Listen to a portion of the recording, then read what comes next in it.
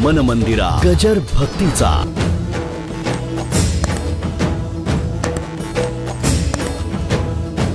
एक दिवस जुन्नर भागात गेलो होतो. कितीतरी डोंगर चढून जायचं, उतरत यायचं, पळत यायचं, नाचायचं, कधी काही जाणवलं नाही. आणि अशी लहान एक टेकडी होती चढ रस्त्याचा. तो चढ जाताना म्हणजे पुलासारखा धाप लागली. म्हटलं काय झालं? त्या दिवशी माझ्या लक्षात आलं की आपल्याला छाती आहे. त्या दिवशी मला कळलं की श्वास ही काहीतरी एक चीज आहे. जेव्हा तो घेता येईना तेव्हा श्वास का कळला नाही आहे म्हणून. जेव्हा त्याच्यामध्ये कमी जास्ती झालं तेव्हा कळलं की माझा श्वास मला पुरत नाही. कुठेतरी रोजच्या जीवनाकरता मग इतकं अवघड की रेल्वे स्टेशनला गाडीतून उतरलं तर गाडी तोपर्यंत जाऊन चालत सुद्धा अवघड. एक 50 पावलं सुद्धा चालता येत नव्हती. मला कळलं काय अवघड आहे.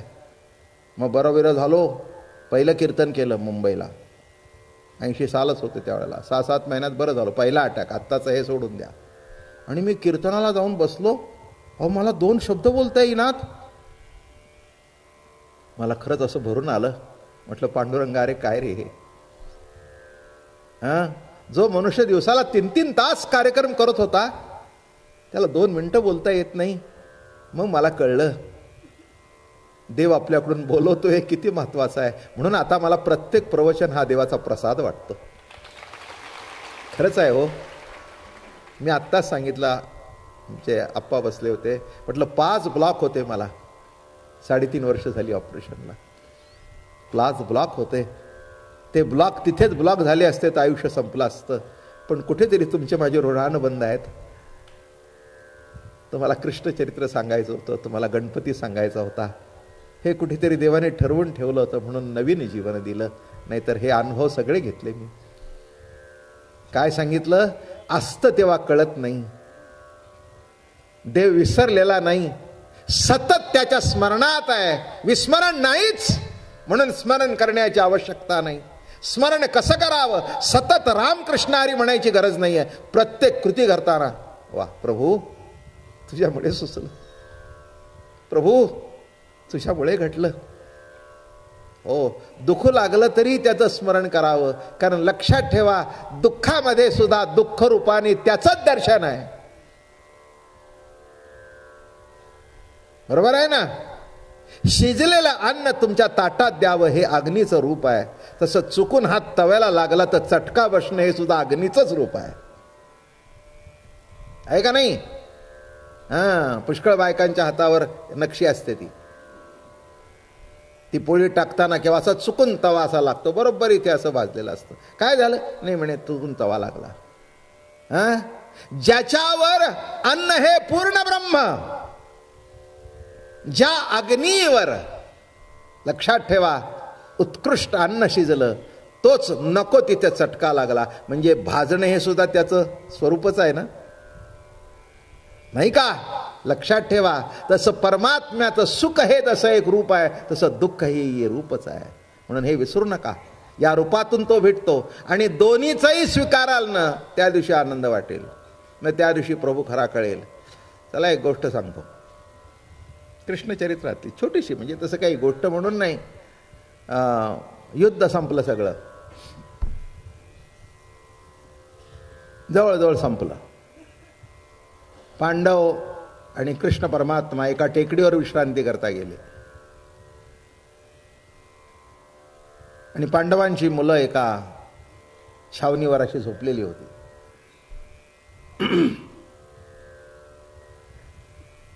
आणि इथे अश्वत्थामा आणि अजून मला वाटतं कृपा कोणतरी होते, कृपाचार्य का कोणतरी. अश्वत्थामा त्यातला मेन, कारण त्याच्या वडिलाला मारलं होतं द्रोणाचार्यानं.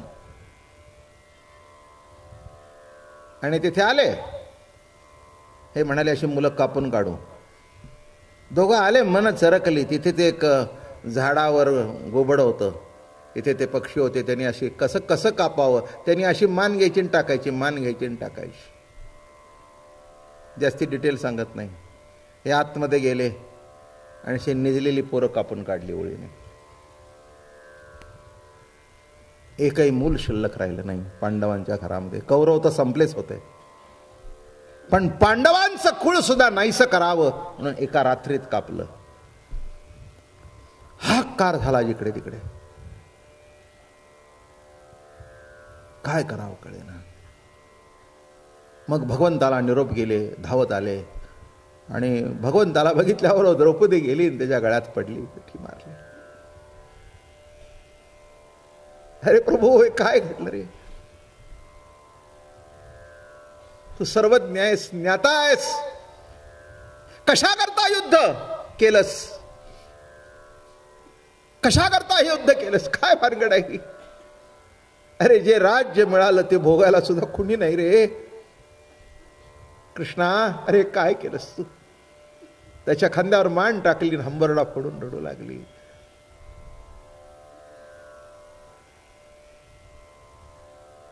ते रडणं थांबे ना. शेवटी देवाने थोपटलं. अर्धा पाऊण तास झाला, शांत झाली. मग देवाने तिचं असं तोंड हातात घेतलं आणि म्हणे, द्रौपदी, ही सगळी तुझी मुलं गेलेली आणू का परत? तुझी गेलेली मुलं परत आणू का? अशी मान होती. तिने असं बघितलं. त्या दुःखात सुद्धा त्याकडे बघून हसली. मजेशीर आहेस म्हणे, मजेशीर आहेस. ज्याला आणता येतात त्यांचा मृत्यू तू थांबवू शकला असतास की. ज्याला आणता येतात त्याला वाचवता आली नसती? वाचवता आली नसती का? नाही नाही म्हणे, राहू दे म्हणे, आता तुझ्या स्वरूपाशी एकरूप झाली तिथे राहू दे. मग रडलीस कशाला? ते म्हणले, रडली ती आई आणि आता बोलते ती तुझी भक्त. काय उत्तर दिलं? मगाशी जी अंबरडा फोडून रडली ती त्या पोरांची आई होती. पण प्रभू, काही काशेना, तुला असं वाटलं का रे की आमची पोरं कापली म्हणजे तुझ्यावरची श्रद्धा कमी होईल? नाही. तारी मारी कारी भलते दातारा, तार मार काही कर. प्रभूंनी आणखीन जवळ घेतलं. खरंच आहे द्रौपदी, सुखरूपाने मीच नटलेलो आहे आणि दुःख रूपाने मीच नटलेलो आहे. याच्याकरता जगद्गुरु महाराज म्हणाले, विठ्ठल सुखा विठ्ठल दुखा तुकया मुखा विठ्ठल.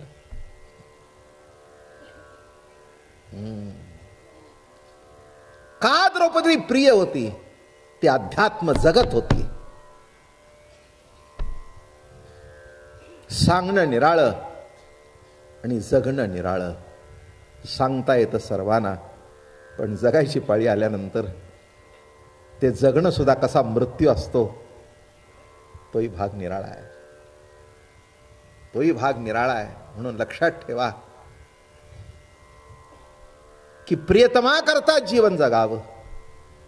सुख असू दे, दुःख असू दे, चांगला असू दे, वाईट असू दे.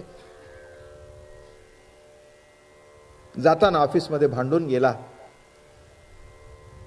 तरी पण येताना त्याची वाट बघत होती. त्यालाही त्याशी काम करता आलं नाही. ऑफिसमध्ये लवकर आला. का हो लवकर आला?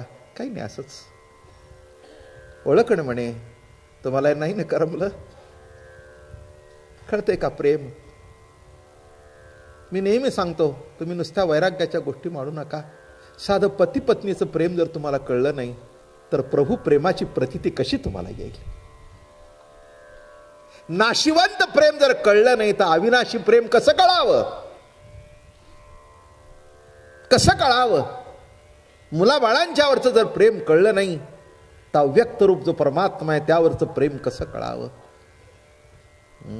जगद्गुरु म्हणाले, माझ्या कदाचित मागे पुढे होईल, हे जे पत्नी पुत्र आहेत ते नारायण स्मरवती, नारायणाचं स्मरण करून देतात. पत्नी असू दे, पुत्र असू दे. म्हणून लक्षात ठेवा, ही व्यथा हीच भक्ती आहे. कुठून सुरुवात झालंय प्रवचनास? व्यथा ही भक्ती आहे. व्यथेतून त्याच्याशी एकरूप होतो बरं का. व्यथेमध्ये जवळीक साधते.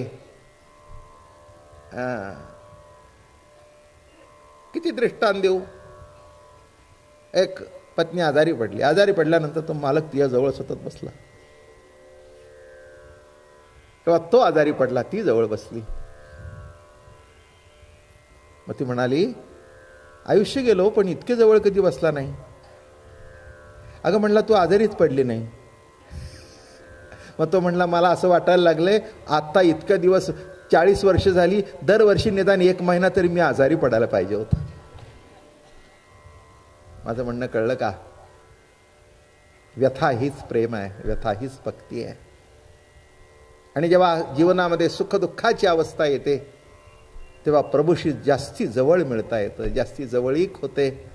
आई मुलाला मारते, ते मूल रडतं आणि रडल्यानंतर आई त्याला जास्ती जवळ घेते.